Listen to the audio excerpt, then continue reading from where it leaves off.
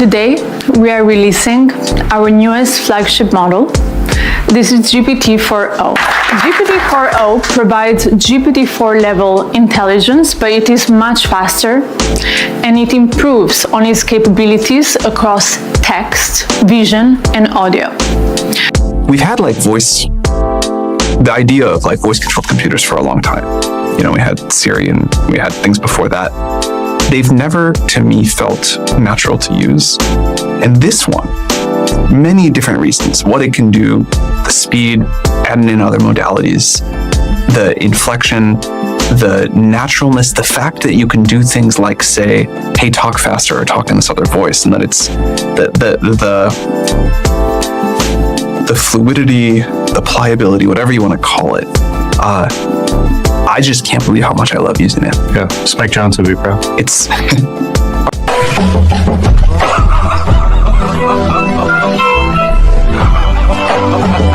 The latest update to GPT-4o has set the tech world on fire, but that's just the tip of the iceberg.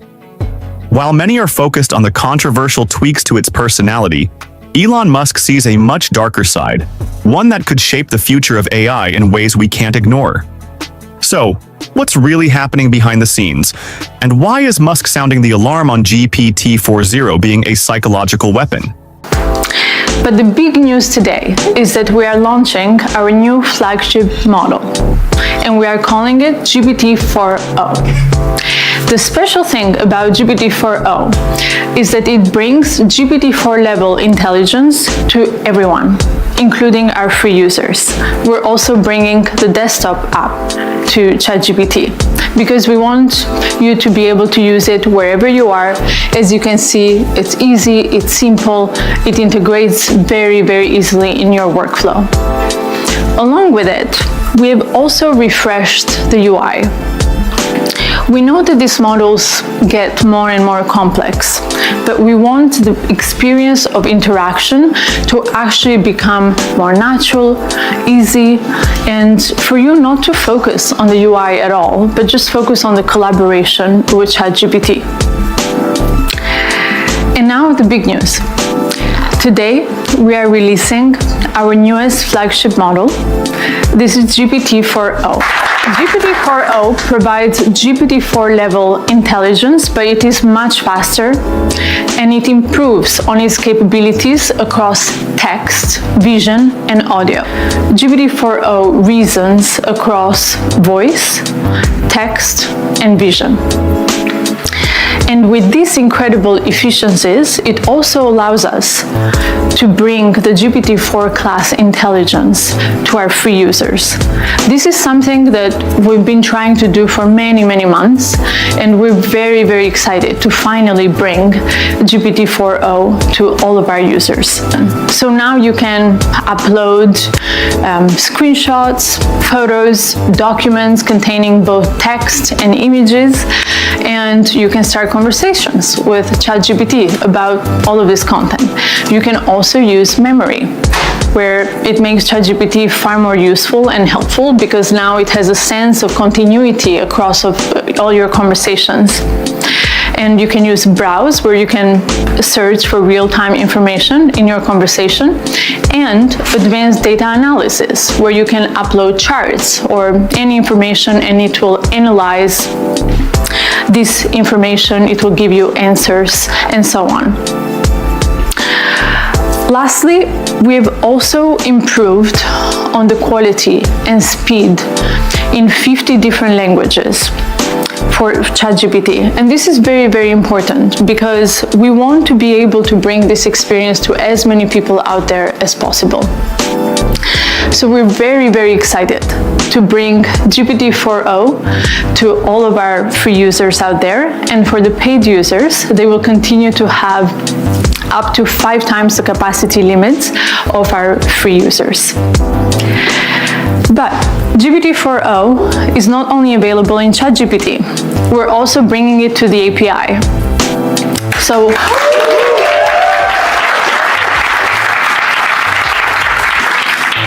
So our developers can start building today with GPT-4o and making amazing AI applications, deploying them at scale. 4o is available at 2x faster, 50% cheaper, and 5 times higher rate limits compared to GPT-4 Turbo. Let's start with the basics. Sam Altman, OpenAI's CEO, recently admitted on social media that the latest upgrades to GPT-4o weren't exactly what he expected. According to Altman, the updates to GPT-4o made the AI's personality come across as too sycophanty and annoying.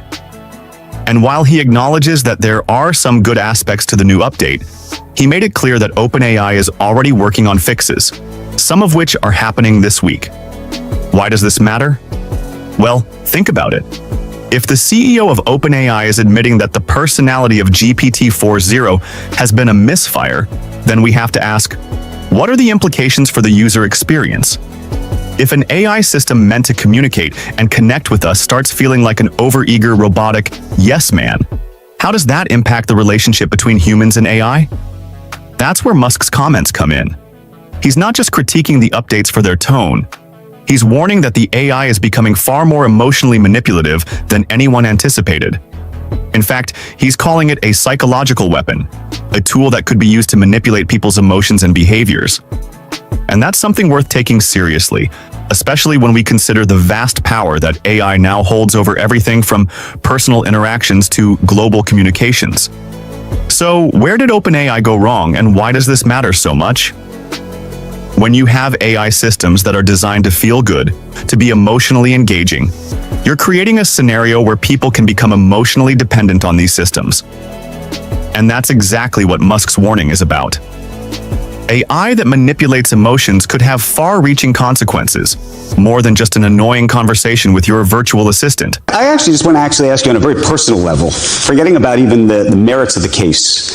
As a guy who has spent a lot of time with him and you guys founded this thing together, how you feel personally today about all this? Just as a human. Tremendously sad. I grew up with Elon as like a mega hero. I thought what Elon was doing was absolutely incredible for the world. And I'm still, of course, I have different feelings about him now, but I'm still glad he exists. And not just because, no, I mean that genuinely, not just because I think his companies are awesome, which I do think, but because I think he, at a time when most of the world was not thinking very ambitiously, he pushed a lot of people, me included, to think much more ambitiously. And I'm grateful is the wrong kind of word, but I'm thankful, I'm positive about that. We started OpenAI together, and then at some point he totally lost faith in OpenAI and decided to go his own way, and that's fine too, but I think of Elon as a builder and someone who, known thing about Elon, he really cares about being the guy. But I think of him as someone that if he is not, that just competes in the market and in technology and whatever else, and doesn't resort to lawfare. And, whatever the stated complaint is, what I believe is he's just he's a competitor and we're doing well. And that's sad to see. How concerned is Sam Altman about annihilation, do you think? I think in reality he is not concerned about it. I don't trust OpenAI. I started that company as a non-profit open source. Yes. The open in OpenAI, I named the company. Yeah. OpenAI as an open source, and it is now extremely closed source and maximizing profit. I don't understand how you actually go from being an open source non-profit to a closed source for maximum profit organization.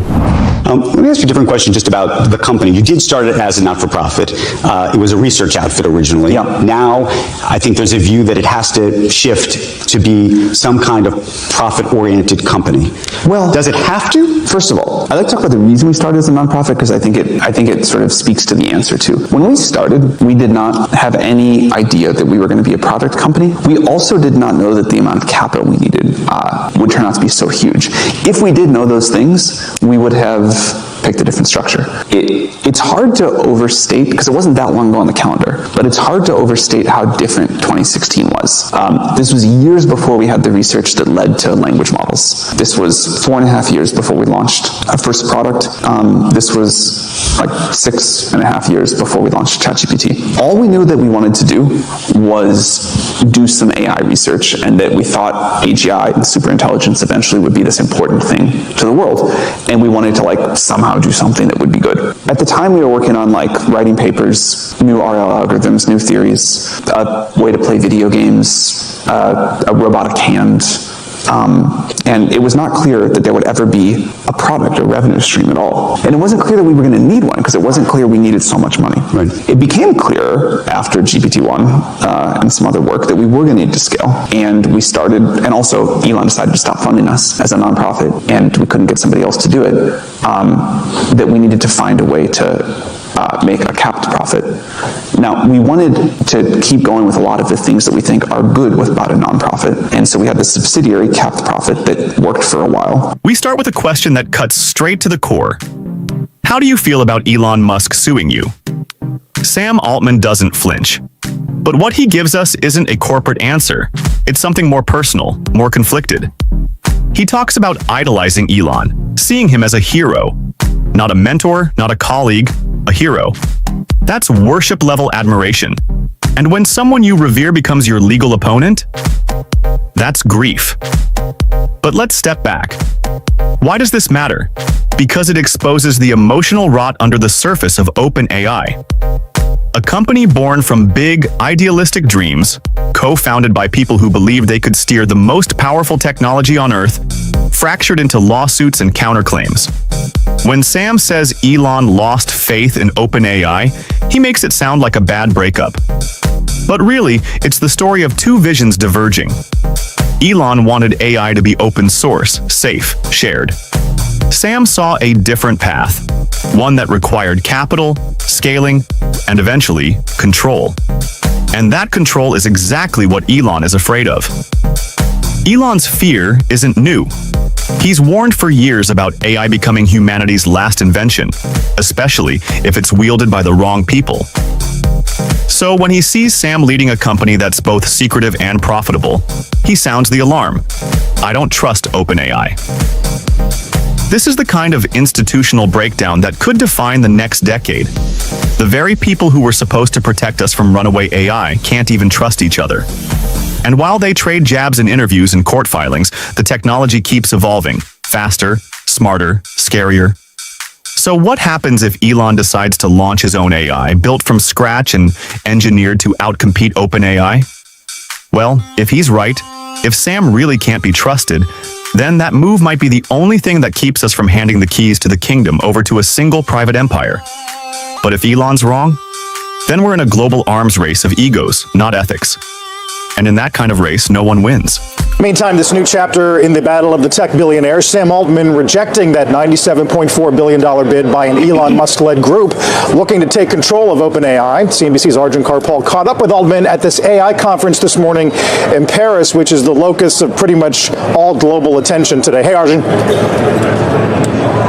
Hey, good morning, Carl. And look, one of the things and the rationales behind the deal from Elon Musk, which is very important, is he thinks OpenAI has strayed from its goal to create AI that benefits humanity, and that's why he says he's put in his bid. But what does Sam Altman, the CEO of OpenAI, thinks? This was amongst the questions I put to him. Why do you think Musk is putting a bid in now? Let's listen into what he had to say.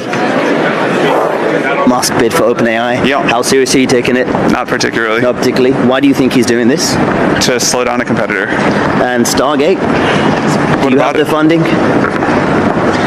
I'm not the one who tweeted funding secured. I just actually try to show up and, build the Let's have just a quick one. What's the end game, Mr. Rome? What is the end Just game a quick- Elon Musk? I don't know, curious. Yeah. I think it's to slow down a competitor and try to catch up with his thing, but I don't really know. Yeah, but you know well, right? To the degree anybody does, yeah. Just when you think the rift couldn't get any deeper, Sam throws down a new card, publicly. In a short clip, he's asked how seriously he takes Elon's bid for OpenAI. His response? Not particularly. That sounds casual, but make no mistake, it's strategic. He's not just downplaying Elon, he's exposing him. Altman claims Elon is trying to slow down a competitor, not protect the world, not champion ethics, but stall the progress of a rival he can't keep up with. And then comes the snark. I'm not the one who tweeted funding secured. That's a shot across the bow. A dig at Elon's infamous SEC battle. What this shows is critical. The gloves are off. This is about undermining each other publicly, damaging reputations, and taking the AI race into the mud. And Sam's final word? I don't really know what Elon's endgame is. That's casting doubt. It's Sam planting the idea that maybe Elon doesn't even have a master plan. Just a grudge and a need to stay relevant in a space he helped ignite, but no longer controls. This isn't a chess match, it's a street fight. And at this point, neither side is pretending otherwise. And in some senses still does kind of work, and in some other senses is like straining the theory of what a nonprofit controlled org can be and the amount of capital we need at this next stage. So we are, and have been for a while, looking at some changes. Nothing is decided. It is, as you can imagine, like very complicated to figure this out. And the board is like hard at work on it. In any configuration, like the nonprofit doesn't go away. Like one thing that the board has looked at, for example, is a PBC that a nonprofit owns a huge chunk of and then figures out how to use that amount of wealth for the purpose of the nonprofit. There's other ideas too. One of the things I've always been fascinated by is you never took equity in the company. I think you think about that more than I do. I'm surprised. You get paid $76,000, I looked. I believe you. And that's it. If the company does have one of these moments, there's an expectation you will get some equity. There was much of press about that, and there's been like some investor pressure. It is weird that I didn't get equity. Did you want it? You didn't want it? No, I didn't want it. If I could go back in time, I would have taken it, just some little bit, just to never have to answer this question. And no matter how many times I try to explain to people, like, I have the most interesting, coolest job in the world. This is like my retirement dream way to spend my time after like what was a pretty good career. And people can work on like art projects and not get paid for that, and no one thinks it's weird or whatever. It just does not come across. So I wish I had taken some. I don't imagine I would work any harder or less hard. There would be like, I think, something clearer about the alignment I would have had with investors or whatever else, and it definitely would have been easier to raise money. Like there are plenty of investors who have not invested because I didn't take equity. They say, really, that's interesting. They will not invest because you don't have equity. Come up a few times, yeah. So if it's now the company's $157 billion, what do you think is a good number for yourself if it happens? Again, I think you think about it more. This is my childhood dream job. Like, not every day, like not day to day. I would rather not be beating my head against the wall all the time. But getting to work on AGI and like getting to like sit in the room with the smartest researchers in the world and go on this crazy adventure, like that is what I always wanted to do. As we look to the future, we need to ask ourselves, how much emotional influence should AI have? And where do we draw the line between a helpful tool and a dangerous manipulator? Musk's warning is about the trajectory we're on. If we don't act now, we could be heading down a path where AI is making decisions for us, guiding our emotions, and shaping our perceptions without us even realizing it. But there's hope. OpenAI, Altman, and others in the industry are working hard to figure out how to balance the benefits of emotionally aware AI with the ethical implications. And as consumers and users, we also have a role to play. We need to demand transparency, accountability, and clear boundaries in how AI is designed to interact with us. So, what's the takeaway from all of this? After the release of GPT-4.0, the conversation around AI is changing. We're now talking about systems that can influence our emotions, our behavior, and our very perceptions of reality. And whether you agree with Musk or not, one thing is certain. This is just the beginning. As AI continues to evolve, we're going to have to make some tough decisions about how much control we want to give it, and how much control we want to keep for ourselves. You went into great detail about what's happening, particularly in China. I just wanted to go over something that I felt wasn't asked, which is fiscal second quarter sales, $45 billion plus or minus 2%. $8 billion of lost revenue opportunity, specifically relating to China in H20. It seems as if you made up somewhere some demand for a different product, or from a different geography, or from a different corner of the market. What was that? Well, we got a whole bunch of engines firing right now. The biggest one, of course, is the reasoning AI inference. The demand is just off the charts. You see the popularity of all these AI services now, ChatGPT, Gemini, so on and so forth, Grok. I mean, they're just doing incredibly well across the board.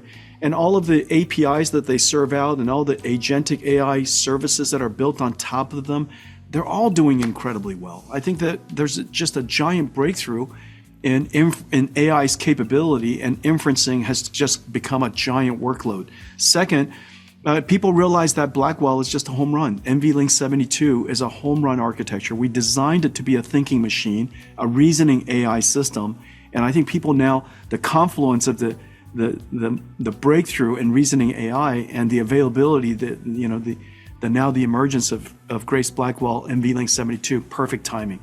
I think that's at the core. A big part of it. And the second part of it is that our supply chain is growing and we're really ramping it up and they're doing fantastically for us. And so all of these things are all coming together. And so it is fair to say that some of that additional supply on Blackwell and the demand for Blackwell kind of made up for the opportunity lost in China, at least in the outlook for this current period? Yeah, I guess so. But, you can't underestimate the importance of the China market. This is the second largest AI market. This is the home of the world's largest population of AI researchers. And we want all of the world's AI researchers and all of the world's developers to be building on American stacks. Jensen, I surveyed our Bloomberg Technology audience around the world for questions for you. And I think the most common question is understanding who NVIDIA's customers are away from the hyperscalers, but actually many questions about Elon Inc. and whether Tesla and xAI in aggregate might actually be one of the biggest customers you have. You think about not just the data center chips, but the chips specific for Optimus or in the cars, the Omniverse component. Could you speak a little about that? We do a lot of business with Tesla and xAI. Elon's, as you know, is just an extraordinary engineer, and I love working with him. We've built some amazing computers together. We're going to build many more computers together, and the work that he's doing in Grok, his self-driving car, his Optimus. These are all, every single one of them world-class. Every single one of them revolutionary. Every single one of them are going to be gigantic opportunities. And we're delighted. I'm delighted to be working with him on that. And so I think the Optimus opportunity is just right around the corner. It's very likely that human robots are going to be robots that we can deploy into the world relatively easily. And this is the first robot that really has a chance to achieve the high volume and technology scale necessary to advance technology. And so I think this is likely to be the next multi-trillion-dollar industry. And I'm very excited for him. Jensen, let's end by talking about Europe. You alluded to a trip you're taking next week. It sounds as if the infrastructure build out in Europe is coming. Where will you be visiting and who will you be speaking with? Well, I'm going to leave the who as a surprise for all of you, but I'll be seeing lots of heads of states, and I'll be in France and UK and Germany and Belgium, and I think that it's very clear now that every country recognizes that artificial intelligence, like electricity, like internet, like communications, is part of a national infrastructure. No society could do without intelligence, as you know, and there's an awakening that every country has to take some initiative to ensure that their country and their society has access to artificial intelligence. And so we're really delighted to be able to work with work with the European countries to bring AI infrastructure to them and work with them to build AI factories. There's an umpteen number of AI factory projects in discussion and development, and so I'm really excited to make this trip. We're going to be all over Europe. The world of AI is moving at an unbelievable pace, and if there's one person at the helm of this revolution, it's Elon Musk. But this time, it's not just Tesla's electric vehicles or SpaceX's rockets leading the charge. It's a much deeper, more intricate game that Musk is playing, one that could radically transform the future of technology and industries across the globe. And according to NVIDIA's CEO, Jensen Huang, if Elon succeeds in this next venture, he might just own the entire market. From concept to execution, Musk's ability to pull off ambitious projects at a speed no one else can match is nothing short of extraordinary. We've already seen it with Tesla's self-driving cars, SpaceX's reusable rockets, and now, AI. We're not just talking about any AI, but reasoning AI, systems that don't just respond to queries, but think through problems in a human-like way. And Elon is quietly building the infrastructure to make this next leap happen faster than anyone imagined. Think about it. We're on the verge of AI models that don't just provide answers. They reason, they adapt, and they think critically. Jensen Huang explains that the more computing power you pour into these models, the smarter they become, which creates an arms race of sorts, not just between companies, but between entire countries. The battle for AI dominance is as real as it gets, and Elon is playing to win. Now, let's talk about the tech behind it all. We're talking about supercomputers capable of processing data faster than ever before. What Elon is building through Tesla, xAI, and SpaceX is nothing short of a convergence of power, speed, and scale that could redefine how industries operate. It's about AI-driven systems that power everything from self-driving cars to humanoid robots. And if Elon gets it right, this could change the way we live and work forever. But here's where it gets interesting. Jensen Huang, who knows a thing or two about pushing boundaries in AI, points out that Elon is building an infrastructure so massive that it might leave competitors in the dust. While companies like NVIDIA continue to make strides with chips and software, it's Musk's ability to assemble the right people, technology, and resources to deliver at scale that's most impressive. And with NVIDIA's support, this collaboration could give Elon the edge he needs to dominate AI across multiple industries. The pace at which Musk moves, and his ability to scale projects at an unheard-of rate, sets him apart from everyone else. While others might take years to build out complex AI systems, Musk is pulling it off in a matter of months. With Tesla's AI factory, the infrastructure for reasoning AI, and NVIDIA's cutting-edge technology, the pieces are falling into place faster than anyone expected. But here's the kicker. The stakes are incredibly high. If Elon pulls this off, it could mean the end of competition in AI for the foreseeable future. So, what does all this mean? Will Elon Musk's relentless push for smarter, faster AI bring about an entirely new era of technological domination? Or will he face unexpected obstacles that slow down his progress? The future of AI is up for grabs, and Elon is positioned like never before to take it all. In this video, we'll dive into the breakthrough technology Jensen Huang is talking about, explore how Elon Musk is accelerating his AI ambitions, and why this shift could completely change the market. Strap in, because this is the beginning of a technological arms race, and if Elon Musk gets his way, the game could be over before anyone even realizes it. What DeepSeek has done is it open-sourced a new type of state-of-the-art AI model called reasoning models. Reasoning models are basically models that think. Instead of you asking the chatbot a question, and it instantly spews out an answer. Right now, we're watching AI change faster than ever, and NVIDIA is right at the center of it. From powering smarter AI models to navigating new challenges with China and Washington, NVIDIA's CEO Jensen Huang is showing how this technology is shaping the future. In this video, we're going to break down what Jensen is saying, why it matters, and how recent moves, like DeepSeek's rise and new export rules, are setting the stage for what's coming next. Breaking news, OpenAI just hitting the tape with this announcement, the launch of its newest and largest AI model, GPT 4.5. So it promises a significant update to the large language model underlying ChatGPT.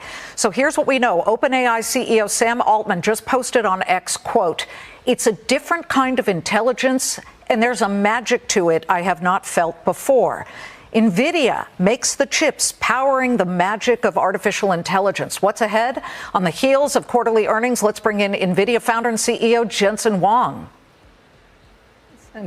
I mean, let's say by nearly every measure, it was a record-breaking quarter. During the conference call, though, and this really caught my ear, you rattled off a list of all the tech giants, automakers, healthcare. I mean, the Mayo Clinic, you said, is using AI to pioneer drug discovery. They're all incorporating it. But I got to ask you, do you see a sector that's slow to embrace artificial intelligence and should be way more aggressive in adopting AI right now? Well, that's a good question. Everybody is racing to adopt AI. I would say it this way. I would say that number one, the core technology builders, the model builders, and the companies that are building consumer-oriented AIs, search, recommender systems, music recommendation, video recommendation, all of those product recommendation, all of those types of consumer AI adoption is incredibly fast. The frontier models and all of the startups trying to build a next generation of frontier models, they're racing to get to the next level. Then there's the areas that are developing. We call them agentic AI, almost like a digital workforce. And they're digital marketing people or software engineers that will be agentic. And so that area is developing very nicely, and that's likely to come on next. The next phase after that is what we call physical AI. This is AI that understands the laws of the world, the physical world. It understands things like inertia and gravity and cause and effect and object permanence. And we'll use that for self-driving cars and robotic systems and so on, things of that nature. And so each one of these industries are kind of coming on in waves, and they're all building on top of each other. What we see is, if you look at this year's data center CapEx and you compare it to last year, it's a big, huge growth. And the vast majority of that data center CapEx used to be allocated to general purpose computing, traditional data centers. Mm-hmm. But now going forward, it's going to be used for NVIDIA's accelerated computing and AI type of systems. And so not only is the CapEx larger, the amount of that CapEx dedicated to AI is going to be far greater. And so we're seeing a very robust growth for this year compared to last year. You can feel it. AI is everywhere now. NVIDIA's CEO Jensen Huang says consumer AI adoption is moving incredibly fast, and honestly, you can see it. Look at ChatGPT, Spotify's music picks, TikTok's video feed. They're getting smarter every day. And he's right. A PwC survey found 73% of US companies already use AI. That's a huge jump from just a few years ago. Jensen explains that the first wave of AI is software. Smarter search, better recommendations, personal assistance. The next wave will be digital workers, like marketing bots and coding assistants. After that comes physical AI, robots that understand real-world rules like gravity. It sounds wild, but it's happening. He also said demand for AI data centers is booming. NVIDIA's data center revenue just grew 427% year over year. Companies are building AI factories that turn electricity into intelligence, and NVIDIA is the one powering it all. Last year, and I think we're teed up for some pretty great build-outs of these data centers to produce essentially what I call AI factories, which in the future will transform energy, if you will, into digital intelligence. And these digital intelligence, we call them tokens, but basically artificial intelligence. We've got several years, many years of build-out to go. DeepSeek is fantastic. And in fact, what DeepSeek has done is it open-sourced a new type of state-of-the-art AI model called reasoning models. Reasoning models are basically models that think. Instead of you asking the chatbot a question and it instantly spews out an answer, and it does a really good job doing it, but now the chatbot will break the question down step by step, reason about it. It might produce several different versions of it internally in its head, choose the best answer before it presents it to you. And so it turns out that these reasoning AI models has discovered a new scaling law, and a scaling law says the more compute you apply to thinking, the smarter the answer. And so it's exactly the opposite. What DeepSeek has done is actually opened up a whole new field that consumes an enormous amount of NVIDIA's computing capability. Just about every AI developer has now incorporated either R1 or technologies like R1, chain of thought and reinforcement learning and search and so on, to improve the quality of their answers. And so what really happened is that the next this new generation of AI models has caused demand to be really high. The papers of DeepSeek does a really good job describing the hardware that they used, and they used several generations of our older hardware, and they also used the hardware that is export controlled. The innovation of that team is really terrific. You have to give them credit. They found a way to develop algorithms and software that takes advantage of the computer. But in the end, that's really what computers engineers do. They're really smart about whatever computer you give it. It's a smartphone or a PC or an NVIDIA GPU or a game console or whatever it is that you give them. They're going to find a way to develop great software for it. So they're really good software engineers. But the big idea is DeepSeek has opened up reasoning AI. The net of it all is if you look at where NVIDIA's computers are that are going to China today, and you compare it against what we just launched this quarter, this record-breaking quarter that we had with Grace Blackwell, the comparison of the technology, anywhere from 20 to 60 times higher performance is what we currently have in the United States. And so that every day that goes by, the export-controlled technology is further and further behind, if you will. In a lot of ways, it's another way of saying every day that goes by, we're making that technology slower and slower. And so I think the conversation is good, and we're happy to share with the administration everything that we know so that it can make the best decision. Every time you use ChatGPT, it already does reasoning, and you could see that the quality of the answers has improved tremendously. And so reasoning or long thinking allows it to break the problem down step by step. It process the problem. It might even come up with several examples or several answers internally at its mind. It'll select the best one before it presents it to you. And so the net answer is you're going to get AI that's smarter, present to you better answers, and it'll be a lot more useful. Wherever semiconductor takes us in the coming decades, there will be computers that has to be built. And whatever new technology comes along, I'm fairly certain we're either inventing it or using it to invent the future. So we're fairly clever about computers here, Liz, as you know, and we love our work here. And so whatever that future is, we're going to go help create it. The thing that's really cool about the latest developments of AI is it's opening up all kinds of new use cases.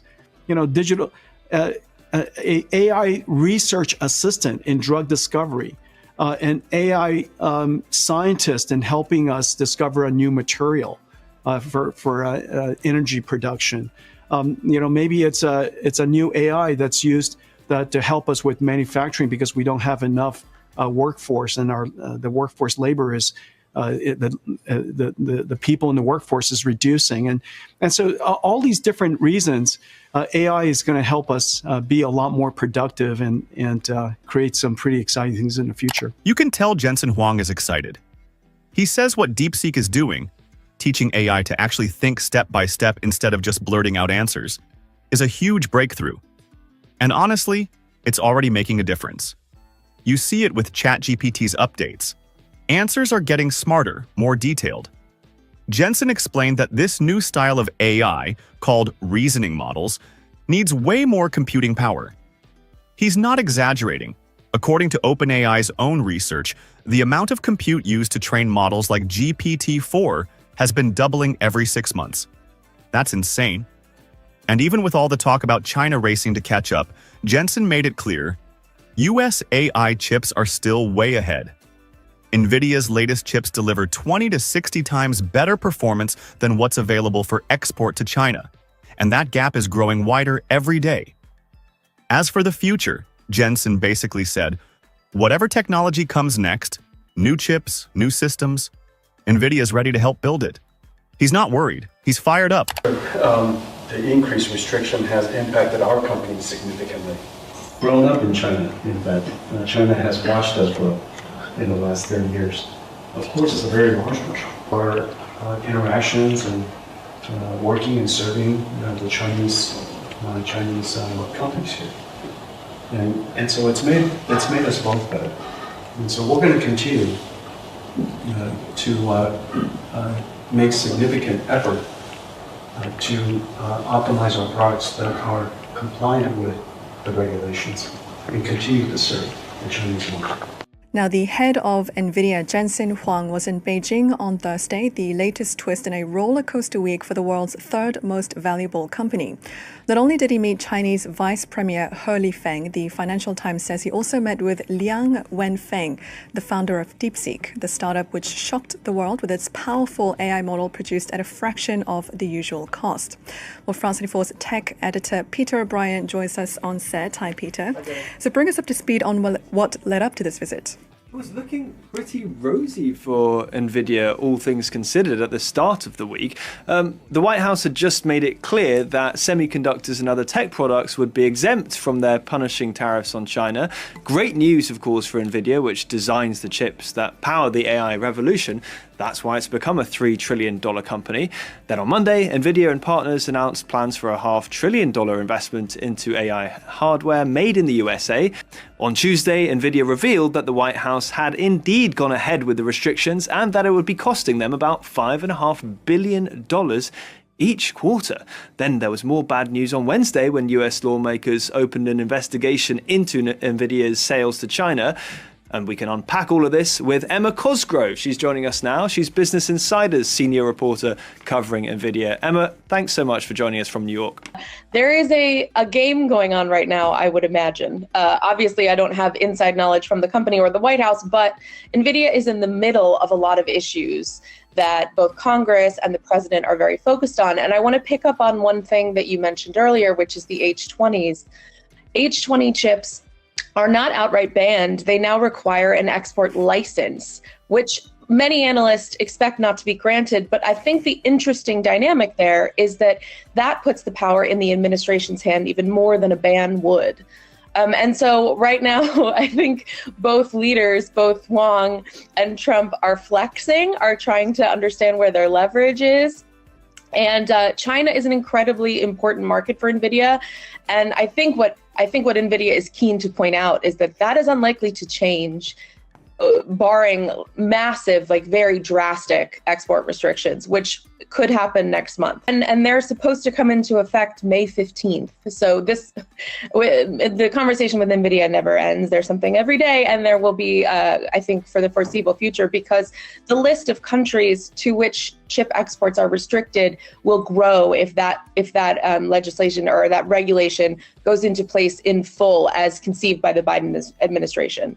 So far, the Trump administration hasn't touched it, but analysts are expecting that it will come up and maybe change. There's a second tier of countries in that AI diffusion policy, as it's called, that makes it even more alarming than just restricting China and Russia, which is what happened this week.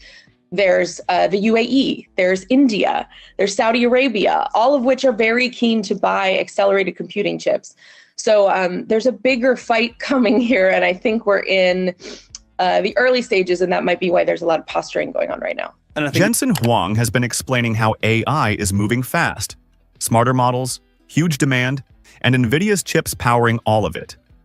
But right now, there's a big challenge.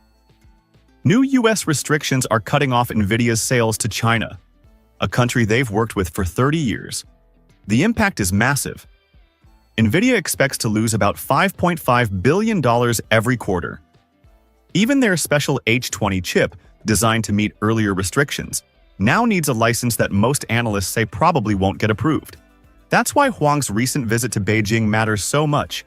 He met with China's vice premier and DeepSeek's founder, the same DeepSeek that's pushing AI innovation with powerful, cheaper models. Huang's trying to keep NVIDIA close to the AI action in China, even under new rules. It ties back to what he said earlier. Smarter AI needs more computing, not less.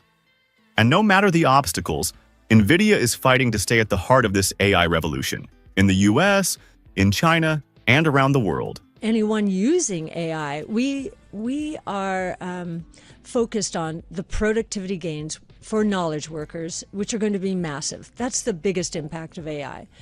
But if we're looking at sectors and spaces generally, where this acceleration in innovation is going to be meaningful, we think autonomous mobility, so robo-taxis, we think that's going to scale from essentially nothing now to an $8 to $10 trillion global opportunity, including China. But the sleeper here is healthcare. And we're seeing the convergence of sequencing technologies, all kinds of sequencing technologies, artificial intelligence, and then gene editing technology. I think Tesla is going to go national. That's going to be, and will be able to do so because it has effectively 7 million robots roaming the roads right now. I have 2 of them, a Y and a 3. And they're learning all about Connecticut and Florida roads.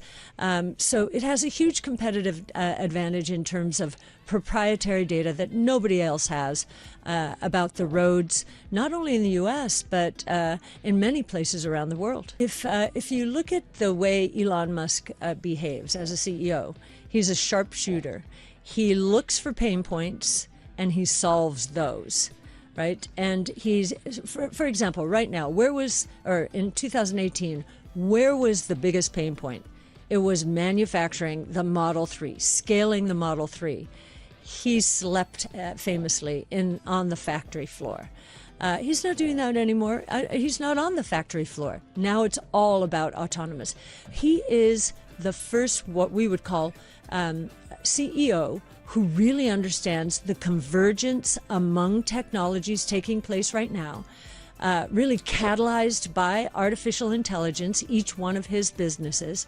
And he also understands how critically important proprietary data is. And think about this. Each of those companies is generating proprietary data that no one else has. One is our flagship that is focused on all 5 innovation platforms, so robotics, energy storage, artificial intelligence, multi-omic sequencing, and blockchain technology. We think inference is going to become more important with these new reasoning models, and that is a more competitive part of the market. But we think that what's happening here is the collapse in the cost of innovation. It has been happening, though. AI training costs have been dropping 75% per year. And AI inference costs have been dropping 85 to 90% per year, just putting those very rapid declines into a bit of overdrive here. Tesla's full self-driving is about to level up faster than anyone expected. Today, NVIDIA's CEO Jensen Huang revealed a new AI breakthrough that could launch autonomous vehicles and robotics into a whole new era. Faster training, smarter decision-making, and mountains of new data are now possible. And it's going to change how quickly Tesla's FSD evolves. This is a massive moment for AI, for Tesla, and honestly, for the future of everything on wheels, and even on 2 legs. Let's hear exactly what he said. The AV revolution has arrived. After so many years, with Waymo's success and Tesla's success, it is very, very clear autonomous vehicles has finally arrived. Well, our offering to this industry is the 3 computers, the training systems to train the AIs, the simulation systems, and the synthetic data generation systems, Omniverse and now Cosmos, and also the computer that's inside the car. Each car company might work with us in a different way, use 1 or 2 or 3 of the computers. We're working with just about every major car company around the world. Waymo and Zoox and Tesla, of course, in their data center, BYD, the largest EV company in the world, JLR's got a really cool car coming. Mercedes has a fleet of cars coming with NVIDIA starting this year, going to production. And I'm super, super pleased to announce that today, Toyota and NVIDIA are going to partner together to create their next generation AVs.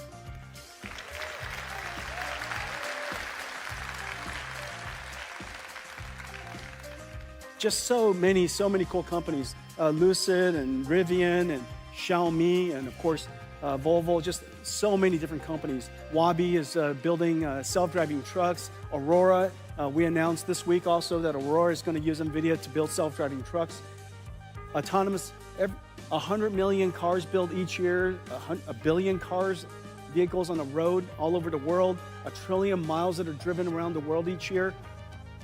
That's all going to be either highly autonomous or, fully autonomous coming up. And so this is going to be a very large industry. I predict that this will likely be the first multi-trillion-dollar robotics industry. This business for us, notice in just a few of these cars that are starting to ramp into the world, our business is already $4 billion, and this year probably on a run rate about $5 billion. So really significant business already. This is going to be very large. Well, today we're announcing that our next generation processor for the car, our next generation computer for the car is called Thor. I have one right here. Hang on a second. Okay, this is Thor. This is Thor. This is a robotics computer. This is a robotics computer. It takes sensors and just a madness amount of sensor information, process it, umpteen cameras, high resolution, radars, lidars, they're all coming into this chip. And this chip has to process all that sensor, turn them into tokens, put them into a transformer, and predict the next path.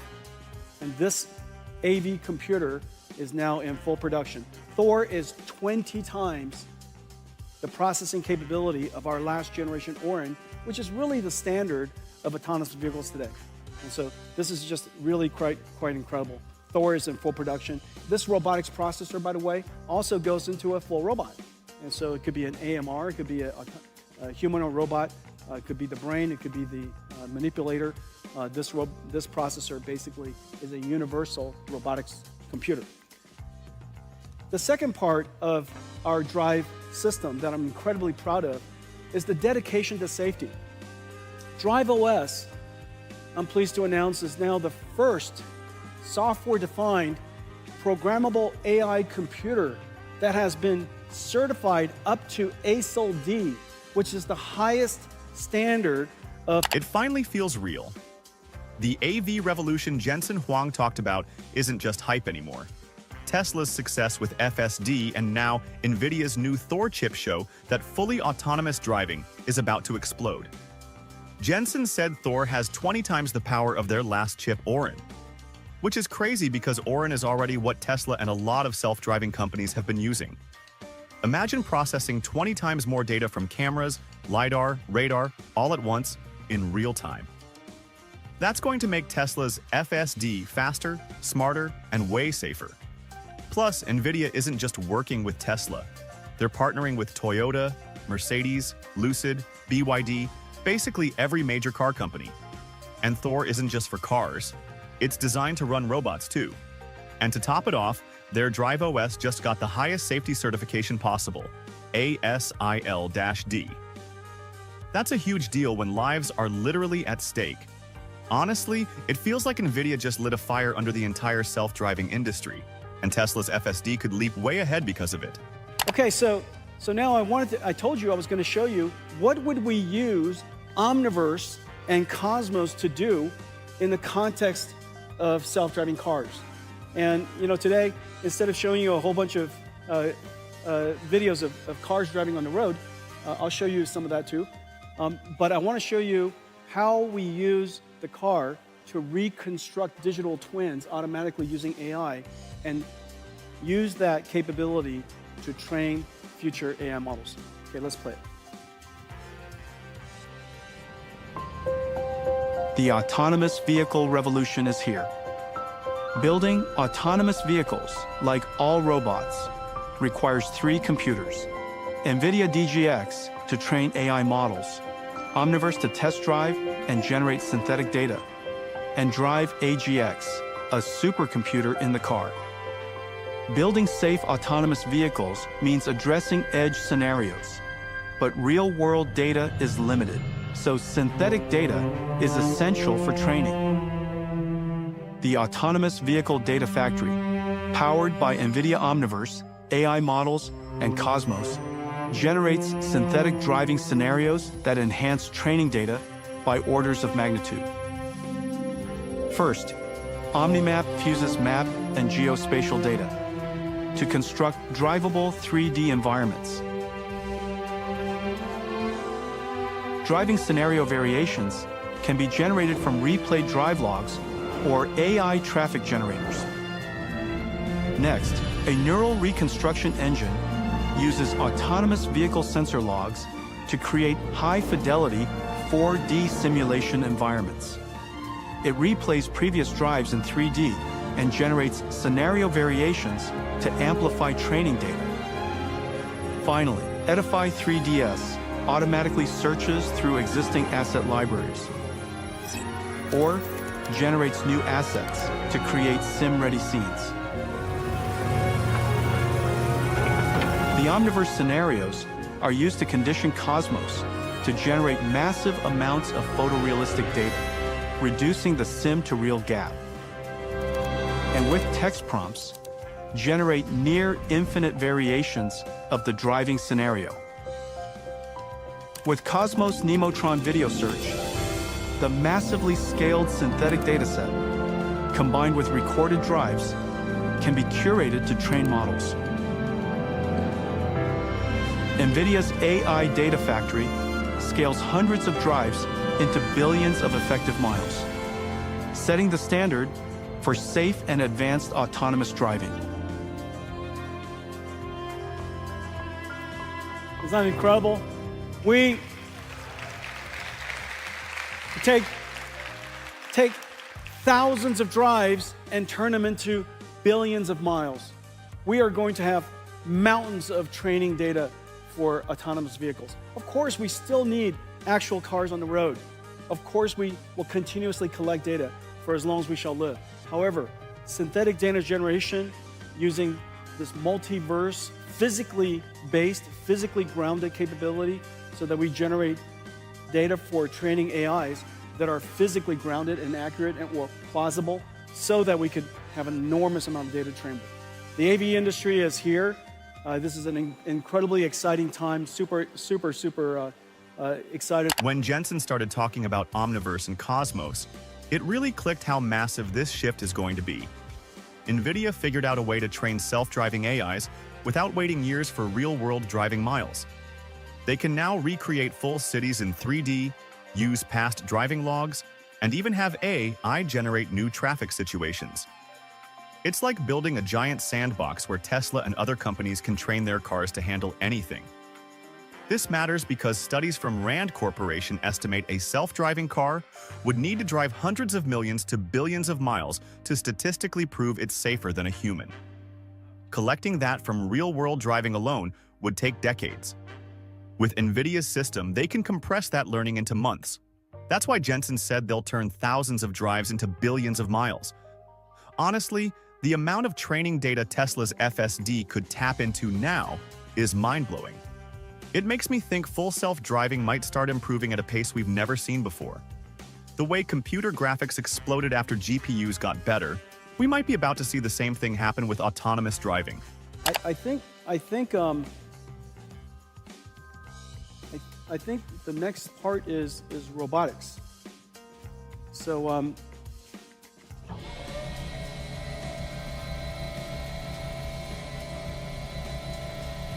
humanoid robots, my friends.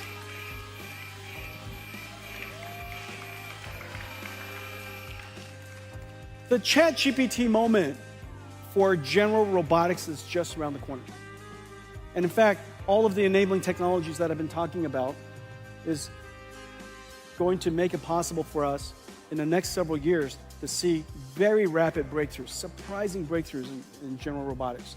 Now, the reason why general robotics is so important is whereas robots with tracks and wheels require special environments to accommodate them, there are three robots in the world that we can make that require no green fields. Brownfield adaptation is perfect. If we could possibly build these amazing robots, we could deploy them in exactly the world that we've built for ourselves. These three robots are, one, agentic robots, agentic AI, because they're information workers. So long as they could accommodate the computers that we have in our offices, it's going to be great. Number two, self-driving cars. And the reason for that is we spent 100+ years building roads and cities. And then number three, humanoid robots. If we have the technology to solve these three, this will be the largest technology industry the world's ever seen. And so we think that the robotics era is just around the corner. The critical capability is how to train these robots. In the case of humanoid robots, the imitation information is rather hard to collect. And the reason for that is, in the case of car, you just drive it. We're driving cars all the time. In the case of these humanoid robots, the imitation information, the human demonstration is rather laborious to do.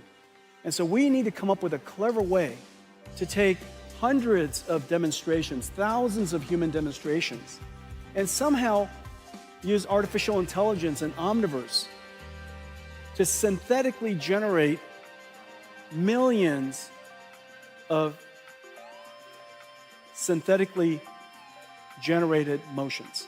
And from those motions, the AI can learn how to perform a task. Let me show you how that's done.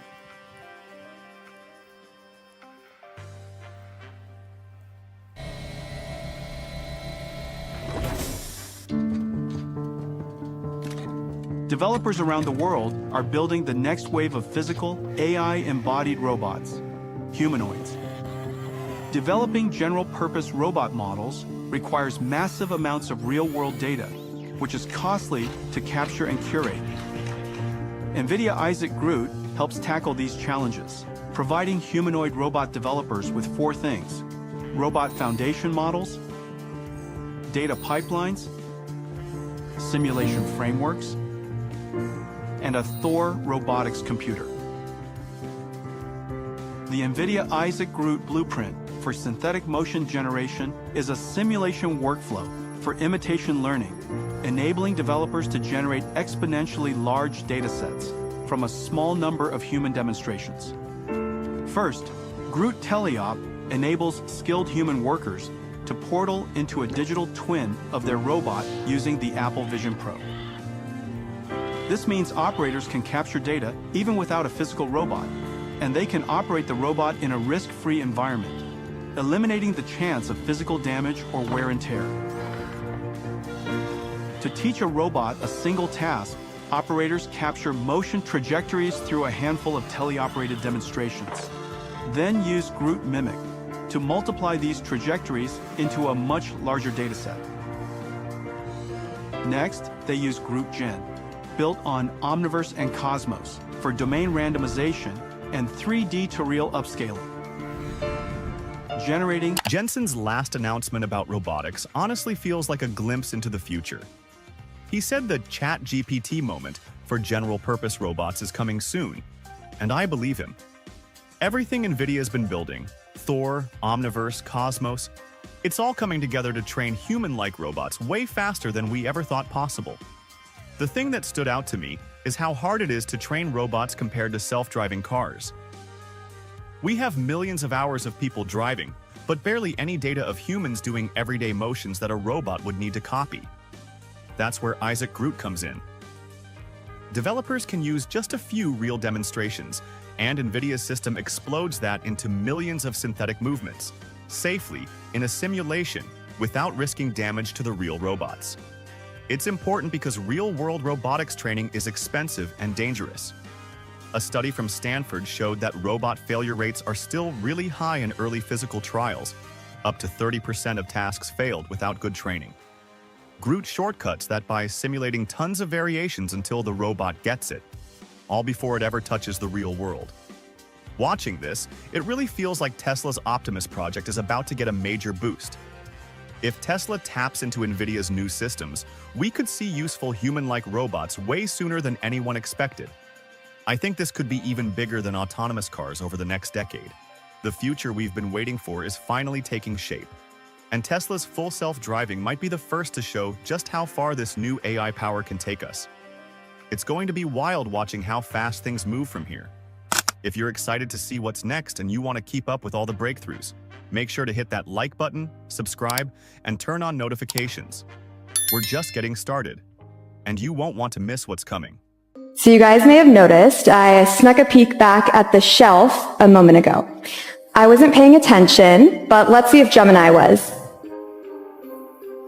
Hey, did you happen to catch the title of the white book that was on the shelf behind me? The white book is Atomic Habits by James Clear. That is absolutely right. So let's try something harder. I keep losing my hotel key card. Do you know where I last left the card? The hotel key card is to the right of the music record. Great. All right, I've been thinking about what Google just announced, and I don't think most people are fully catching it. They're calling it Android XR. At first glance, it just sounds like some new headset or smart glasses. But the more I listened, the more I realized this isn't about hardware. This is Google quietly stepping beyond the screen, not upgrading your phone, replacing it. We've lived inside rectangles for decades. Phones, laptops, TVs, it's all been screen-based. Google's saying that era's over. With Android XR, the goal is to move computing into your space. Glasses you wear all day. Headsets that let AI understand what you're looking at, what you're saying, even what you might want before you ask. And yeah, it's impressive. Gemini, their latest AI, isn't just part of the system. It is the system. It reacts, predicts, guides. You ask where to eat, it knows. You're watching a game, it explains the play. It's smooth, fast, probably going to feel like magic. But keep in mind, just because it feels natural doesn't mean it is harmless. Google's pushing this idea that headsets are for moments, and glasses are for your whole day. That's not just a design choice, that's a behavior shift. If this works, Google won't just be something you check. It'll be something that surrounds you, something that shapes how you see the world. And that changes everything. They've rebuilt Chrome for XR. They're relaunching YouTube with immersive formats. Developers are getting new tools to bring their apps into this environment. It's not a side project, it's a platform.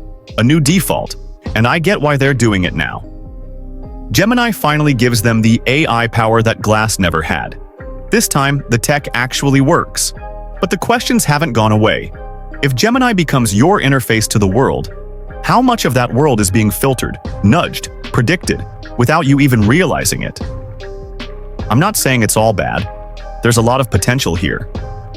But when the core of it, Gemini, stays in Google's hands, it's worth asking, how much control are we giving up for the convenience? So yeah, this looked like a product launch. But it feels more like Google trying to rewrite the rules of how we interact with reality. Let's break it down. This AI is inherently multimodal, so it's using visual data and natural language to digest complex queries in real time, while remembering your past context. Nishta, let's see some more.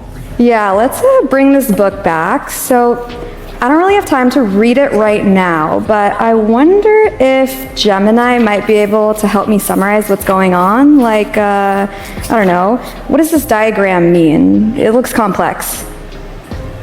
This diagram is labeled the habit line and illustrates the process of habit formation. It shows how automaticity increases with repetitions until a habit is formed. Okay. Now, imagine being able to communicate and understand any language. The AI can shift its output to speak different languages with dialects and accents that feel human and natural. Yeah, let's go to this sign over here. Can you translate this to English for me? The sign states private property, no trespassing. Okay, let's prove this is a live demo. Does anyone in the audience have a suggestion for a different language to translate to? Farsi. Farsi. We tried Farsi, it failed last time, but let's try it again. Do you want to try Farsi? We could try it? Okay. Because I do speak Farsi, so it's my mother tongue, so thank you. Gemini, let's just give this a shot. Can you translate this sign to Farsi for us? املاک خصوصی تجاوز نکنید. Great. Awesome. It speaks Farsi. That's amazing. So as Sharon mentioned, you all may have seen translation demos like this before, but what's new now is that in addition to just saying things in a different language, I can also speak to Gemini in another language. I know Hindi, so let's give this a shot. अच्छा, क्या आप मुझे बता सकते हो ये लोग अभी कैसे लग रहे हैं? वे अभी एकाग्र और उत्साहित दिख रहे हैं. So Gemini said you all look focused and excited, and it has a better accent than I do. Why would you say now is the right moment to launch XR? Yeah, so for pretty much the history of computing, we've been using the rectangular box of a screen display. Whether it's monitors, laptops, tablets, or phones, XR has the power to extend beyond those boundaries. I think now is the perfect time to work on XR because you have a convergence of all these technologies, and Gemini is key to powering Android XR. It's the first Android platform built entirely for the Gemini era, for both headsets and glasses. With advances in AI and an amazing ecosystem of device and developer partners, we believe the time for XR is now. We've been building Android XR hand in hand with Samsung, working on both software and hardware together. But now, we are at a crossroad where the newest cutting-edge XR technology meets multimodal AI, which understand what you see and what you say. So you can just talk to a device as if you are talking to someone in the physical world. This is the next generation UI of XR. Imagine being immersed in a world that understands you and responds to your every interaction, whether through your hands, eyes, or voice. The time is now. Technology is here. With the Android XR, it is all coming together. Let's not pretend the timing here is random. Google could have launched XR a year ago, or waited 2 more, but they chose now. Why? Because they finally have the one thing their early attempts lacked: a competent AI engine. That's what Gemini is. And that's why this is a platform revealed in disguise. When they talk about moving past the rectangular box of a screen, it sounds poetic, but underneath that line is an admission. Screen-based interfaces are maxed out. We've hit a saturation point. The next frontier is making them disappear. And the only way to do that is to shift the entire user experience away from screens and into space. It's a quiet attempt to redefine what Android means when it's no longer inside your phone. We're getting started today with headsets. They're a great entry point for Android XR, and if you build for headsets, you'll be laying the foundation for other form factors that follow later. That will include glasses for Android XR. These will be designed for all-day wear. They're a natural form factor for AI, providing real-time helpful information when you need it. If you build for Android, you're already building for Android XR. Entertainment comes to life with YouTube and Google TV in totally immersive environments. Photo and video captured in 2D can be converted into a 3D memory for you to experience again and again with Google Photos. With Chrome on XR, you have an infinite, unbounded workspace. And with Google's groundbreaking multimodal AI that understands context, we completely transform the meaning of natural interaction. The first device we designed for Android XR platform is the headset. We see headset as a great starting point because they have unique capabilities that unlock a whole new way to interact with the technology. I'm very excited to present the first device designed for Android XR. Codename Project Muhan. Muhan means infinity in Korean because XR will deliver unparalleled immersive experiences in a truly infinite space. We're thrilled to show you live what it's like to experience Android XR and some of the capabilities of the platform. Hey Gemini, can you show me VR 180 videos of this place? Sure, I can help with that. We're incredibly excited for Gemini on Android XR that will power a new type of conversational multimodal experience. Designed by Filippo Brunelleschi, it's one of the largest brick domes ever constructed and a masterpiece of Renaissance architecture. Okay, this is amazing. I definitely have to visit here, but I want to find some restaurants nearby. I'm sure we could find a place in New York. Maybe we could take the team here tonight if you're feeling seafood. Hey Gemini, can you take me to this restaurant? Sure, I can take you to the Clam in New York. The underlying technology allows us to process inputs from all different kinds of signals, much like you process the real world. The magical thing about XR is that it's moving computing to a place that's truly as natural as you can imagine it. Android XR is our new platform for headsets and glasses. It offers some of the best tools for developers to use, and it reduces a lot of the friction. What's quietly revolutionary here is the way Google frames XR as an environment, not a feature. By saying it can process signals like you process the real world, they're implying a system that listens, watches, and reacts constantly. That's omnipresence. The problem? No one's really asking for that. Google's betting that if they can make the interface seamless enough, if it just feels like magic, then we'll skip right over the privacy questions. But that assumption is risky. Passive interfaces don't just require trust. They demand it. And unless Gemini can prove that it's more than just another data-hungry observer, people may reject this vision before it even leaves beta. Still, if they pull it off, Android XR becomes the new default layer for everyday computing. Not because people asked for it, but because it just sort of showed up and worked. Today, we're excited to launch the developer preview of the Android XR SDK. You'll have endless opportunities to create and develop for this computing platform, using familiar tools and open standards created for XR. For Android developers, we're extending the tools and frameworks like Android Studio and our Jetpack libraries to XR. And for Unity developers, we'll support Unity's editor and popular XR packages. You'll be able to share your apps the same way you always have as we open the Play Store to XR. Now, you're probably wondering, how does this all work with existing apps and games? They'll be available on Android XR out of the box, and your existing compatible apps can work without any additional effort.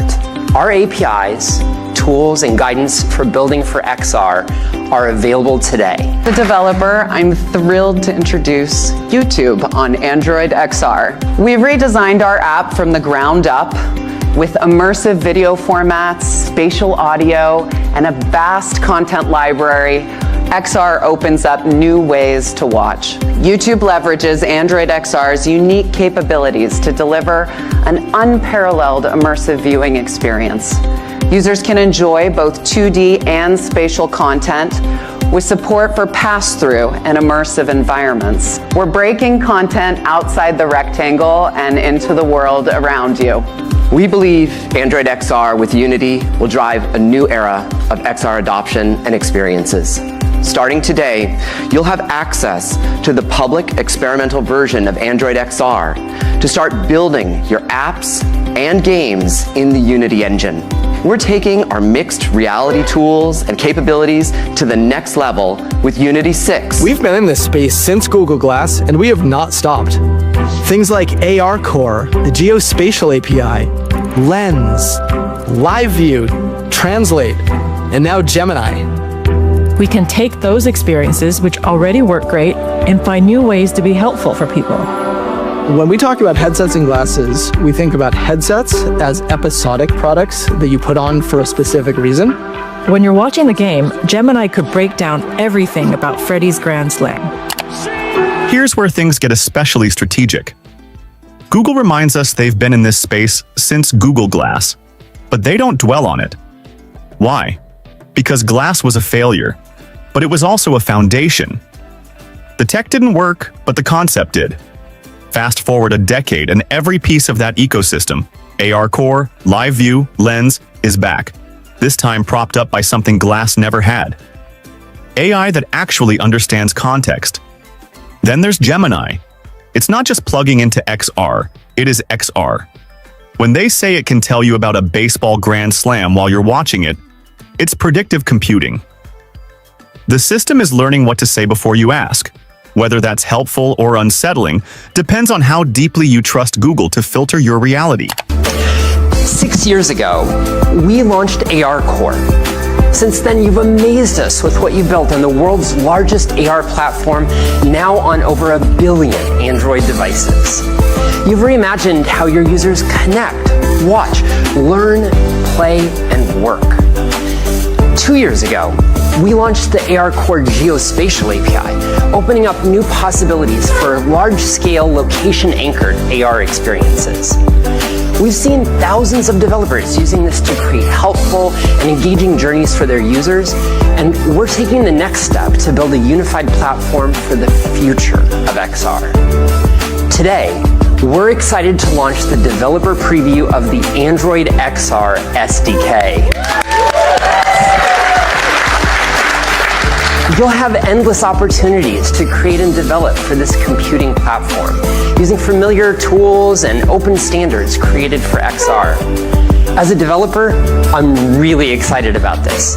I'm constantly in search of new technologies and new ways to entertain, inspire, and to tell stories, to create groundbreaking experiences for people. That's why I'm thrilled to announce our most exciting project to date, Asteroid. It's an immersive, interactive film app that's launching on Android XR. As very early advocates for XR and the transition from 2D screens to spatial computing, we understand the unique challenges in building for these devices. We are thrilled that Spaces developers will now be able to seamlessly transition their apps to Android XR while continuing to support existing Snapdragon Spaces devices. We look forward to working with Google to extend Android XR platform to more OEM partners, leaders like Lynx, Sony, and XReal, all powered by Snapdragon, to achieve scale and reach its full potential. Visceral incarnation of any 3D space or spatial environment you could think of. I can't wait to spatialize old videos. It'll feel like you're right in your memories again. And then we think about glasses as all-day products that you use to get value throughout your day. Our technology really enables us to shrink down the displays that go into the glasses. We'll see more of these highly portable devices that will more and more look like the ones I'm wearing right now. This quietly draws a line in the sand between headsets and glasses, and it's more philosophical than it sounds. Headsets are opt-in. You wear them with intent. But glasses? Glasses are ambient, persistent. They don't interrupt your day, they live inside it.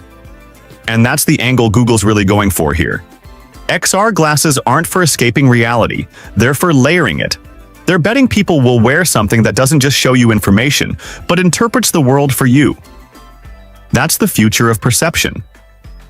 Even the throwaway line about spatializing old videos reveals a huge ambition: memory manipulation. If Gemini can reconstruct your past in immersive environments, what does that mean for how we experience history or trauma or nostalgia? They're psychological experiments. With glasses, you'll feel like you're a local, no matter where you are.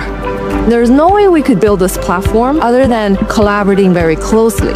We've been working with Samsung for a number of years, and so we look for opportunities where we could really marry each other's strength in creating something new. This might seem minor, but it reveals everything about Google's design philosophy. When they talk about shrinking the displays and wanting devices that look like the ones I'm wearing now, they're framing invisibility as innovation. Think about it. Apple made a spectacle of Vision Pro. Google is trying to do the opposite. They want their XR system to vanish into your face. Not because it's modest, but because it's strategic. The less people notice the tech, the more naturally it embeds into routine. And once it's there, it's very hard to remove. Even their claim that glasses will help you feel like a local anywhere hints at a kind of algorithmic empathy. Your AI doesn't just speak the language. It interprets tone, reads signs, decodes culture. At least that's the dream. The problem is, dreams like that often come with surveillance. From software and UX to hardware, cross-functional partners across both companies have worked seamlessly around the clock as one team to build a powerful XR platform. We've learned that we can build the best platforms with an ecosystem of developers, designers, and device makers. A lot of deep collaboration happens for us to bring the best solution to the ecosystem, to the platform, and to the users.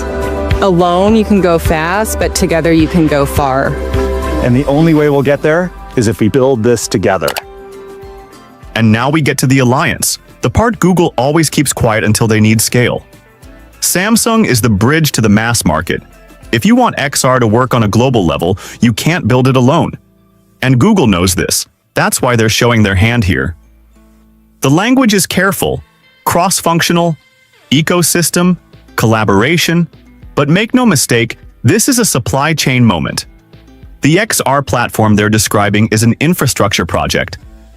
One that spans design, chipsets, sensors, and AI models that have to run seamlessly across devices made by different companies. But here's the real kicker. For all the talk of community and collaboration, what Google's building is closed. Gemini doesn't belong to the world. It belongs to Google. So even as they open source parts of Android XR, the brain behind it will always be theirs. So let's cut through the marketing. This wasn't an announcement about glasses. It was a reveal of Google's attempt to redefine the rules of engagement for computing itself. By combining spatial interfaces with Gemini, Google is trying to control the platform that mediates your entire day. From translation to memory, from navigation to behavior.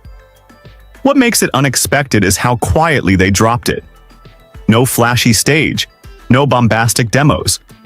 Just a low-key rollout of something that, if it works, could turn your next pair of glasses into the most powerful and invisible computer you own. Whether that future is exciting or dystopian depends on how you feel about an AI system that watches, listens, and helps. All the time. Thanks for watching. If this breakdown helped you see the bigger picture, give it a like, share your thoughts in the comments, and don't forget to subscribe. We've got more deep dives coming soon. One top executive from OpenAI says that they'd be interested in buying Google's Chrome browser if regulators make Google sell it. Well, that came out during testimony at Google's big antitrust trial. A judge already ruled last year that Google has a monopoly in online search and ads. Well, Google hasn't offered to sell Chrome, and they are planning to fight any ruling that forces them to. Some mechanics around that on the Chrome side. Didn't seem like there was much of a bidder, but OpenAI wants to bid for that. I think that just shows you how these two companies are fighting for the consumer. That's the bid on Chrome. So, Karen, I think that there are opportunities to kind of spin these out. OpenAI was first to raise their hand about, hey, we'll buy Chrome. That made me crack up. Let's hand the prior monopoly's most important asset to the new upcoming monopoly and let them get even bigger. That would be the last possible thing that you would want to happen. All of distribution and all of identity are consolidated in a very small number of places. And you've even got people like Elon, who's a tech person, over there in the government trying to consolidate data systems, consolidate your social security records with your IRS records. They're basically trying to become another identity player in this game. So here's the headline that caught everyone off guard. OpenAI, the company behind ChatGPT, says they'd be interested in buying Google Chrome if the government forces Google to sell it. Now let's pause for a second. This isn't some rumor or clickbait. This came straight from the courtroom. Nick Turley, OpenAI's head of product, made that statement while testifying on behalf of the US government in a major antitrust trial against Google. The case is focused on one thing: whether Google's control over online search is so extreme that it's choking out competition and innovation. And that's where Chrome comes in. Chrome isn't just a browser. It's the most used gateway to the internet, used by nearly 2/3 of all internet users. That's billions of people. And because it's tied directly to Google Search, Google Ads, YouTube, and their AI product Gemini, it's part of a much bigger ecosystem. Whoever controls Chrome doesn't just control a browser. They control access to the flow of information and, let's be real, a ton of money. That's why this move from OpenAI feels so bold. It's not just a casual interest, it's a signal.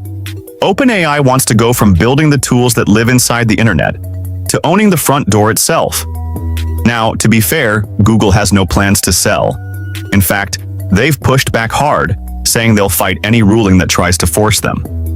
But just the fact that Chrome is even being discussed as a possible asset to break off tells you how serious this trial is, and how real the threat is to Google's dominance. Now, from OpenAI's perspective, this makes perfect sense. Turley even admitted they reached out to Google last year to try and license their search technology for ChatGPT. They wanted to improve their responses by giving ChatGPT access to Google's index, but Google shut it down. So now OpenAI's thinking, if we can't partner with you, maybe we'll just take the whole browser when the chance comes.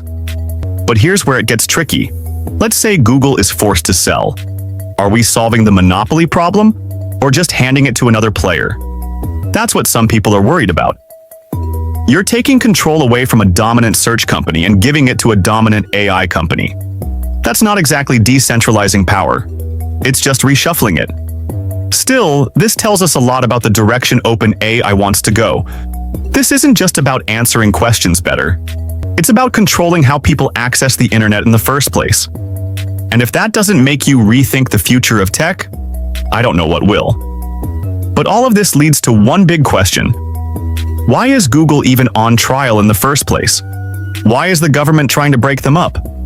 And what exactly did Google do that could put Chrome on the chopping block? Federal judge ruled that it holds an illegal monopoly in some online advertising markets. Deirdre Bosa digging into what it means for the tech giant in today's Tech Check. Some more antitrust problems for Google. More antitrust, and so you would be forgiven for losing track of all the different lawsuits and pressures that Google is facing. It is a lot.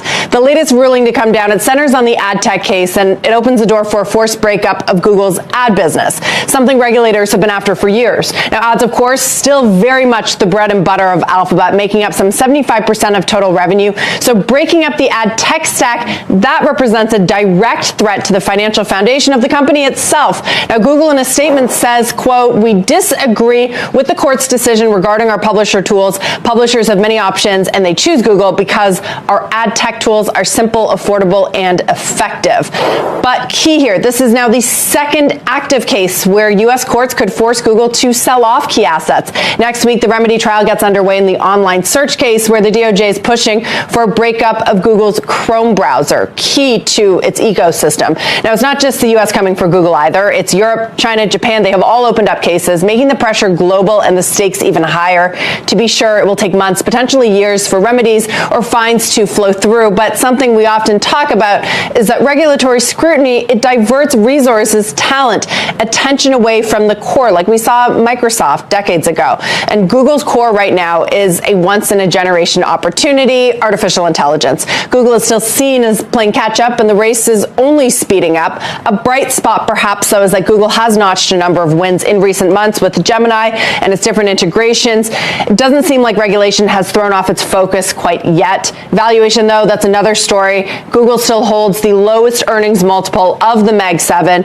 Investors seeing regulatory threat as very real, and that makes an impact. In fact, tech is not getting any kind of regulatory break in the second Trump administration, as many had hoped. We talked about this last hour.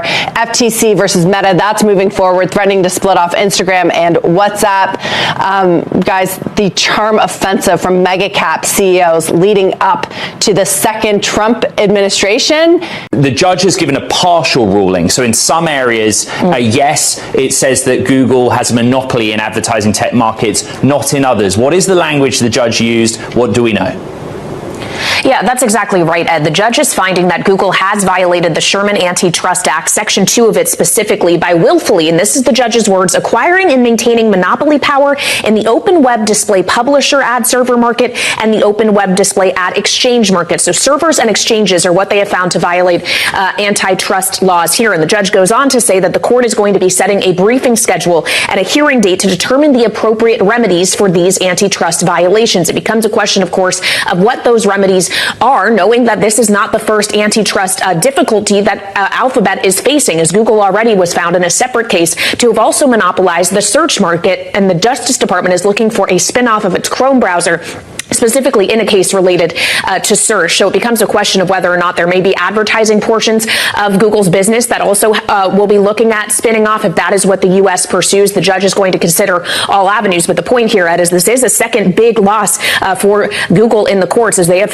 been found to violate antitrust rules when it comes to ad exchanges and servers. The judge did not find justification of a monopoly for a third market of tools that is used by advertisers to buy display ads, but still on 2 out of 3, essentially, the judge has ruled against this giant technology company.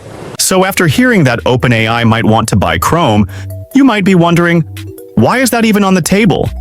Why would Google ever have to give up something that important? The short answer? The US government is taking Google to court over monopoly power. Again. And this time, they're playing for keeps. Let's break it down. Right now, Google is at the center of not one, but 2 major antitrust cases. In one case, the Department of Justice is going after its advertising business, the backbone of Google's revenue. Ads account for roughly 75% of Alphabet's income, so any threat to that ecosystem is a direct hit to the company's financial core. A judge already ruled that Google holds an illegal monopoly in certain ad markets, specifically the display ad server and exchange systems. That alone would be enough to keep most companies on defense. But here's where it gets even bigger. The second case, the one we're focused on, targets Google's dominance in search and the tools it uses to maintain that dominance, like the Chrome browser. Think about it. Chrome isn't just how people browse the web, it's how they get to Google search. And Google has spent years locking in that position. They've made billion-dollar deals with Apple, Samsung, and others to ensure their search engine is the default. That's key because, as Microsoft CEO Satya Nadella said under oath, defaults are everything. Most people never change them, so when the DOJ argues that Google is using Chrome to unfairly maintain control of the search market, it's not a fringe theory. It's strategy. Google controls the browser. They control the search. They control the ads that appear once you search. That's an entire funnel. And here's the kicker. A federal judge has already ruled that Google did violate antitrust law in search, just like it did in ads. We're now in the remedy phase, meaning the court isn't deciding if Google is guilty, it's deciding what to do about it. And that's how we got to this moment. The idea of forcing Google to sell Chrome as a remedy. Now, from Google's side, they're pushing back hard. Their attorneys say they won their place in the market fair and square, and they argue that forcing a breakup would hurt users, limit innovation, and even threaten America's tech leadership globally. They've also warned that it could force them to share private user data with competitors, something that opens up a whole new privacy debate. And they're not wrong to be worried, because it's not just the US anymore. Europe, Japan, and even China are lining up with similar cases. The pressure is global, and it's growing. But let's be honest, Google didn't get here by accident. When you have over 90% of the global search market, and when you're paying billions just to keep it that way, it's hard to argue that the playing field has been fair for smaller competitors. And now that we're in the AI era, the stakes are even higher. The DOJ is worried that Google could use its head start in AI, through Gemini and deep integration into its products, to push even further ahead and lock out competitors before they even get a chance. Nice. The idea of seeing a robot interact with the world, there's not a person controlling it, yet it's doing all these things. That is the most exciting type of intelligence. I'm a PhD student at Georgia Tech. I work on problems at the intersection of computer vision and robotics, answering the question, how can humans teach robots how to do things by using data that has been captured from an egocentric perspective? We are trying to use what we call human data. We capture how humans interact with the world, and that data gets used to train a robot. We can actually capture this kind of data with AR glasses.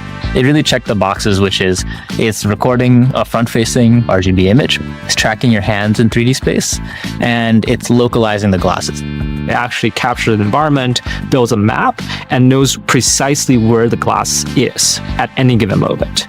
We have tried to make this an out-of-the-box solution. That means you can put them on, pair your glasses with the companion app, and start recording data right away without writing any code. We look at Aria as an investment in the research community. What personally motivates me is to see the creativity of how these researchers are solving problems. Oh, it's stuck. Let the people feel the pain of roboticists. Research partners give us feedback, and we can turn around new features pretty quickly. The most surprising thing was to see Aria mounted on a robot, but I think it was quite genius. Robotics is a real-time problem. Real-time recognition of behaviors and the surrounding environment is fundamental to robotics. Aria is such a small form factor, we can just put it on the robot and have it directly control its own body by looking at the world through Aria glasses. Georgia Tech made use of the Aria Client SDK, which allows them to directly stream data from the Aria glasses to a machine that can then do inference with a trained model directly from the sensor stream. This system is a really natural way to collect data that is useful for robotics. I think a lot of people were really excited about this because the promise of scale is much higher than anything else. The more that the egocentric research community standardizes, the more researchers will be able to collaborate. It's really through scaling with the community like this, collectively we can start to solve bigger problems around how things are going to work in the future. When more people can collect this kind of data without conscious effort, we can cover a broad range of scenarios and tasks. That type of diversity at such a rich sensor level is dream come true. Meta's Aria. Two glasses represent a leap toward a future where artificial intelligence is deeply embedded in the physical world. And with advancements like this, we're starting to see a pivotal moment in robotics, one that transcends the traditional limitations of how we think about machines. What we're seeing here is a fundamental shift in how machines will interact with the world around them. The concept of egocentric data collection is revolutionary because it's about creating a feedback loop where the machine learns to understand the world through human-like perspectives. It's almost as if we're teaching robots to see the world the way we do, tracking hand movements, localizing their position in space, and adapting to changing environments in real time. What's exciting here is that it's something we're beginning to implement today, with Meta's Aria glasses already laying the groundwork. But what does this really mean for us? Well, the reality of it is that Aria glasses are turning the tables on traditional robotics. Traditionally, we have robots that are reliant on predetermined programming, but now, with Aria, we're seeing the beginning of truly autonomous machines. When you can capture the world through these glasses, creating a continuous stream of data that robots can immediately react to, you create an intelligence that's dynamic and responsive, not static. Take the example of Georgia Tech's collaboration using Aria glasses. The way this data is streamed and then immediately processed by machines for real-time decision-making is key to the next generation of robotics. The traditional method of data collection in robotics was clunky and often too abstract. But now, with the Aria system, we've reached a point where machines are getting smarter in real time, learning from their environment as it changes and making decisions on the fly. And here's where it gets even more interesting. The vision for these glasses isn't just to serve elite researchers. By designing this technology to be out-of-the-box ready, Meta has effectively opened the doors for anyone to contribute to this evolving ecosystem. This kind of accessibility in data collection is vital because it means the global research community can now play a part in refining and enhancing robotic capabilities. The more diverse the data, the more robust the model, and that in turn accelerates progress in real-world applications, from autonomous vehicles to industrial automation. With Project Aria, we reimagined a wearable device with a sensor suite that could perceive as you perceive, and in doing so enables the development of a new generation of artificial intelligence that has a better understanding of who you are and makes possible new advancements in robotics. Project Aria, from the outset, was designed to begin a revolution around always-on, human-centric computing. We're excited to announce the next step in our journey, the second generation of Aria glasses. With Gen 2 glasses, We are building AI capabilities with a deeper understanding of the wearer's context and the environment.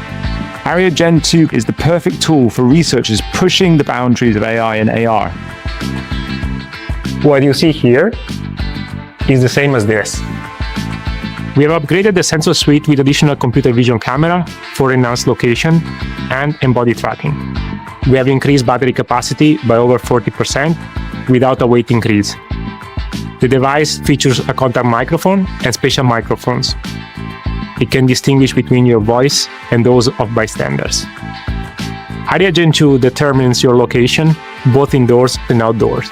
Advanced eye tracking camera tracks your gaze to understand what you're looking at and tracks your hand to identify the object you interact with, all while monitoring your heart rate for a comprehensive understanding of your well-being.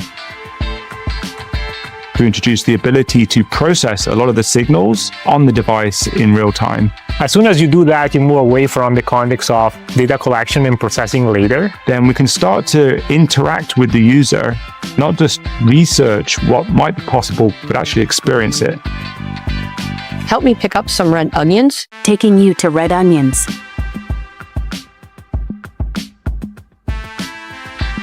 Red onions are here.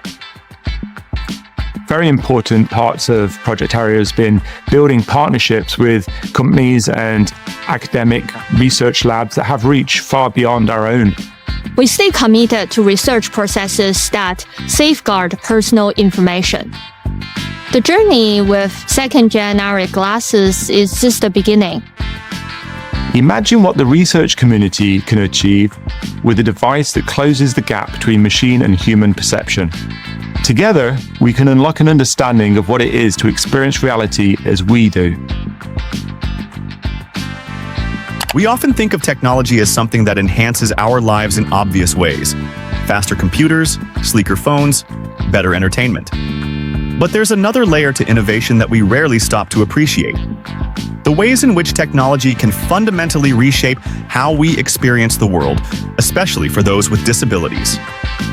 The Aria Gen 2 glasses are a perfect example of this deeper impact. For individuals like Sharon Giovinazzo, who lost her vision at 31, this technology is restoring a sense of independence that most of us take for granted. Imagine for a moment losing your sight and the profound effect it has on your daily life. Beyond the obvious physical challenges, there's the loss of autonomy, the constant need for assistance, and the barriers that arise in what should be mundane tasks. Sharon's journey through the grocery store is a personal triumph of doing something so simple, yet so profound, doing it on her own terms. The Aria Gen 2 glasses are bridging the gap between disability and ability in ways we've never seen before. And that's where the real power of this technology lies. The addition of spatial audio is a fundamental shift in how we think about location-based navigation. Traditional sound cues might tell you something is to your left or right, but spatial audio places the sound in a specific space, almost as if you're hearing the world the way it was meant to be heard, naturally and contextually. This is crucial because navigating a store, for someone with limited vision, is about knowing exactly where to go, feeling confident that the directions are accurate, and having the freedom to make independent choices. The Aria glasses take something as simple as picking apples, something that most of us don't think twice about, and make it an exercise in empowerment. The glasses provide her with the information she needs in real time, from the variety of apples available to confirmation that she's holding the correct one. A woman wearing glasses stands in front of the checkout counters in a grocery store holding a basket on her arm.